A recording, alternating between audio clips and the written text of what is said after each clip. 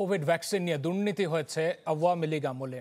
শুধুমাত্র 1-2 কোটি টাকার নয়, রীতিমতো 22,000 কোটি টাকা লোপাট হয়েছে অতিমারির এই নাজুক সময়ে, যার মূল হোতা ছিলেন ক্ষমতাচ্যুত প্রধানমন্ত্রী শেখ হাসিনার উপদেষ্টা সালমান এফ রহমান।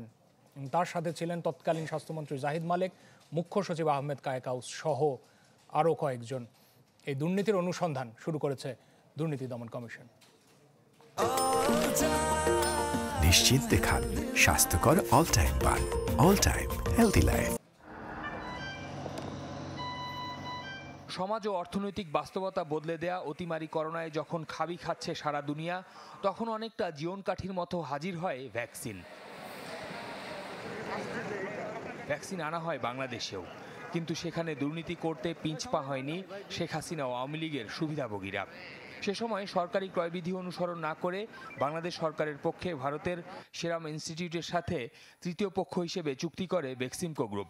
তখন সরকার যদি সরাসরি অক্সফোর্ড অ্যাস্ট্রাজেনেকার ভ্যাকসিন আমদানি করত, তাহলে সমমূল্যের 68 লাখ টিকা বেশি আনতে পারত বাংলাদেশ।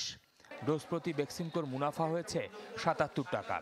একইভাবে চীনা সিনোফার্মা সহ অন্য জায়গা থেকে আনা টিকায় রাষ্ট্রের ক্ষতি হয়েছে 22,000 কোটি টাকা, যার নেপথ্যে ছিলেন ক্ষমতাচ্যুত প্রধানমন্ত্রী শেখ হাসিনার উপদেষ্টা সালমান এফ রহমান। 5 আগস্টের আগে এ নিয়ে অল্প বিস্তর আলোচনা হলেও এবার কোভিড ভ্যাকসিন দুর্নীতির নিবিড় অনুসন্ধান শুরু করেছে দুদক। অভিযোগ সংশ্লিষ্ট জনাব Salman F Rahman, Beximco Pharma limited এবং অন্যান্যদের বিরুদ্ধে করোনা ভ্যাকসিন ক্রয়কে কেন্দ্র করে গড়ে ওঠা একটি অসাধু সিন্ডিকেট কর্তৃক 22,000 কোটি টাকা রাষ্ট্রীয় অর্থ আত্মসাতের অভিযোগের বিষয়ে অনুসন্ধানের সিদ্ধান্ত গৃহীত হয়েছে। আওয়ামী লীগ আমলে বলা হয় কোভিড ভ্যাকসিন ক্রয় ও বিতরণে খরচ 40,000 কোটি টাকা হয়েছিল। টিআইবির গবেষণা তখন বলেছিল এই খরচ সর্বোচ্চ 18,000 কোটি টাকার বেশি হওয়ার কথা নয়। বলা হয় আওয়ামী লীগের সুবিধাভোগী ওই চক্রের কারণেই তখন স্বল্প খরচ হওয়ার পরও উৎপাদনে আসতে পারেনি বঙ্গভ্যাক্স। শফিকুল ইসলাম সবুজ, চ্যানেল 24, ঢাকা।